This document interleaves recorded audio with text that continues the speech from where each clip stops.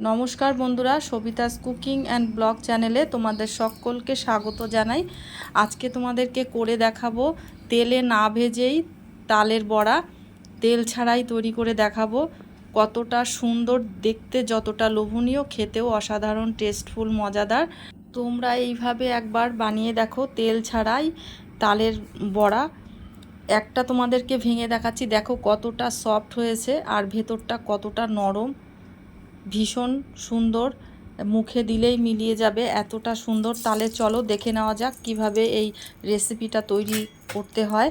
প্রথমে কড়াইতে আমি 1 চামচ ঘি দিয়ে দিলাম, তারপরে এই বাটির পরিমাণে 1 বাটি ময়দা দিয়ে দিয়েছি। দেওয়ার পরে একটু নাড়িয়ে নিয়ে তারপরে এই বাটির পরিমাণেই হাফ বাটি সুজি দিয়ে দিলাম। এবার সুজি আর ময়দা ভালো করে ভেজে নেব। গ্যাসকে লো ফ্লেমে রেখে 2 থেকে 3 মিনিট ভেজে নেব। এর কালারটা চেঞ্জ হবে না, এরকম পর্যায়ে এলে পরে এই ময়দার সুজিকে নামিয়ে নিতে হবে।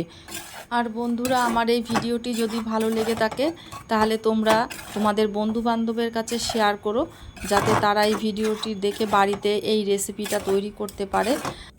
তোমরা একবার হলেও এই রেসিপিটা একবার বানিয়ে দেখো, খেতে টেস্টফুল হয়। দেখতে যেমন লোভনীয়, খেতেও অসাধারণ টেস্টফুল। আর আমাকে কমেন্ট করে জানিও রেসিপিটা কেমন হয়েছে। এইবার ওই বাটির পরিমাণেই 1 বাটি তালের পাল্প দিয়ে দিলাম। দেওয়ার পরে একটু নাড়িয়ে নেব। তালটা আমার আগে থেকেই জাল করা ছিল, তালের পাল্পটা। এইবার এই রেসিপিটা আরও যাতে টেস্টফুল হয় সেই কারণে আমি গুঁড়ো দুধ দিয়ে দিলাম 3 চামচ। দেওয়ার পরে একটু নাড়িয়ে নেব ভালো করে। দুধটা মিশিয়ে নেওয়ার পরে স্বাদ অনুযায়ী দিয়ে দিলাম চিনি দেওয়ার পরে একটু নাড়িয়ে নিলাম, ভালো করে মিশিয়ে নেব। মিশিয়ে নেওয়ার পরে আমি একটা নারকেলের হাফ মালা কুড়িয়ে নিয়েছি, সেই সম্পূর্ণ নারকেলটা এর মধ্যে দিয়ে দিলাম। দেওয়ার পরে একটু নাড়িয়ে নেব ভালো করে। সমস্ত উপকরণগুলোকে একটু মিশিয়ে নেব। মিশিয়ে নেওয়ার পরে স্বাদ অনুযায়ী দিয়ে দেব এর মধ্যে লবণ দেওয়ার পরে আবার একটু নাড়িয়ে নিয়ে যে আমি সুজি আর ময়দা ভেজে রেখেছিলাম সেইটা অল্প অল্প করে এর মধ্যে মিশিয়ে দেব। মিশিয়ে দেওয়ার পরে ভালো করে নাড়িয়ে নিতে হবে। এইভাবে নাড়াতে নাড়াতে একটা ডো তৈরি করতে হবে। আর যখন এই ডোটা তৈরি করতে হবে তখন গ্যাসকে লো ফ্লেমে রাখতে হবে আর ভালো করে নাড়িয়ে নিতে হবে, যাতে কোনো গুটি বা দলা না থাকে। ভালো করে মিশিয়ে দিতে হবে খুন্তির সাহায্যে।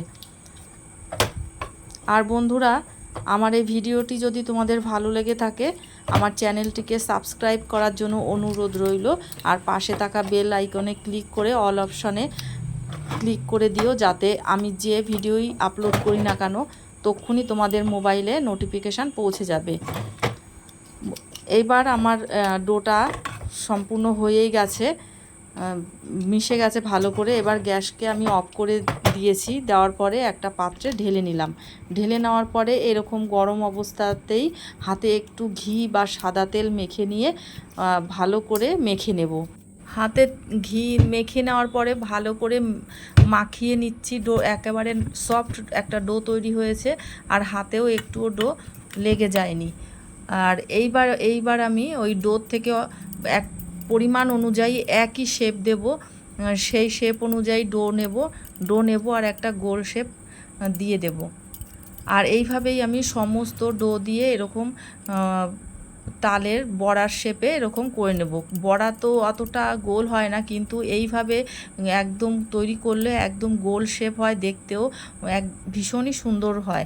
এইদিকে একটা কড়াই বসিয়ে দিয়েছি, জল দিয়ে দিয়েছি পরিমাণ মতো, স্ট্যান্ড বসিয়ে দিলাম, তারপরে ছিদ্রযুক্ত থালাটা দিয়ে দিলাম। এবার যে গোল শেপ করা তালের বড়াগুলো এর উপরে দিয়ে দিলাম। তালের তো বহু রকম রেসিপি আছে, কিন্তু এই রেসিপিটা একবার হলেও তোমরা বাড়িতে বানিয়ে দেখো, খেতে অসাধারণ টেস্টফুল হয়। আর এই তালের সমস্ত বড়াগুলো দেওয়ার পরে এবার এক ঢাকনা দিয়ে ঢেকে দেব। 20 মিনিট হাই ফ্লেমে জাল করে নেব। 20 মিনিট পরে ঢাকনা খুলে দেখাচ্ছি, দেখো আমার রেডি হয়ে গেছে তেলে না ভেজে তালের এই বড়ার রেসিপি। এটাকে তালের ভাপা পিঠেও বলে। আর একটা তোমাদেরকে ভেঙে দেখাচ্ছি। আগেও তোমাদেরকে প্রথমেই দেখিয়েছি কতটা সফট, একদম অন্য স্বাদের, দেখতে অসাধারণ, লোভনীয়, টেস্টফুল। তালের এই বড়াগুলোকে আমি সুন্দর করে সাজিয়ে দিচ্ছি। আর এইভাবে সাজিয়ে দিলে পরে দেখো কতটা সুন্দর লাগছে আর কতটা নরম হয়েছে। তাহলে বন্ধুরা এ পর্যন্তই।